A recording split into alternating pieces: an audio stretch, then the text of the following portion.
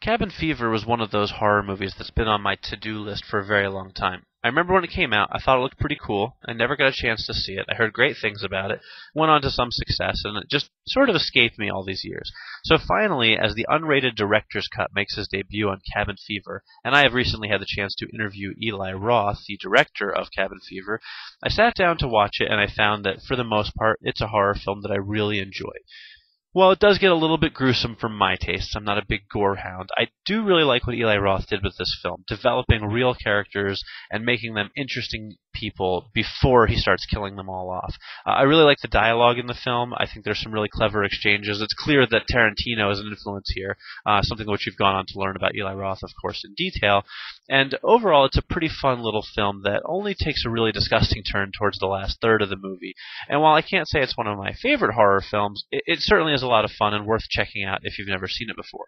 Now, this is the unrated director's cut, and from what Eli told me, it's the first time this cut has ever been available anywhere. He had the only print of it. So, having never seen it before, I can't compare it to the previous cut, but I'm sure there's something interesting about it for fans out there who have seen the film more than once. The Blu-ray transfer is really good as well. This is a very low-budget film, shot for somewhere in the neighborhood of about $1 million, and it looks pretty great. Colors are a little muted. It's not the most vivid picture quality you're ever going to see, but it certainly is a step up from DVD with some pretty impressive image clarity and some good shadow delineation, seeing as how a lot of the movie takes place at night. You're never lost in any of the action, and overall the film looks quite good.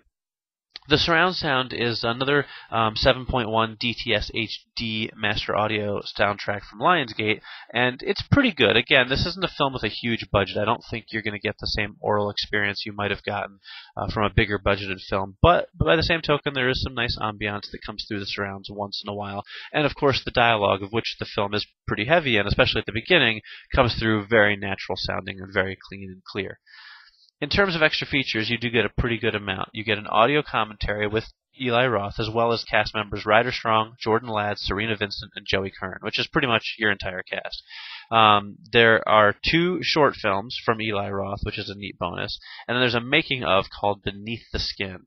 Finally, you get director's behind-the-scenes photos, a family-friendly version of the film, which is interesting, a short little, not Easter egg, but kind of a little gimme called Pancakes, and then finally the theatrical trailer.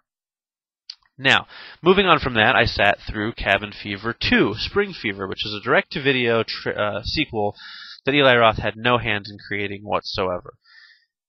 A little while ago, I reviewed Halloween 2, the Rob Zombie remake, and I declared that it was not only the worst horror film I'd ever seen, but it was one of the worst films I've ever seen, period. And I thought it would be a long time before I saw a film I liked less than that movie. But actually, it wasn't very long at all, because I've now watched Cabin Fever 2, which is absolutely abysmal. It is one of the single most unpleasant viewing experiences I've ever had the misfortune to sit through. I don't know if I can come up with enough adjectives to describe just how bad this movie is, but trust me when I tell you that if you watch it, not only will you probably hate yourself for it, but you'll have found 90 minutes of your life gone that you will never, ever, ever get back. I tell you, there is absolutely nothing redeeming about this film past the title card. And the only thing interesting about that is what happens very early on in the film with one of the main characters. That's all I'm going to say for those of you who are brave or foolish enough to watch this film, but Cabin Fever 2 really is a travesty that should never have been put to film, and I'm actually embarrassed and ashamed for anyone who is involved in making it.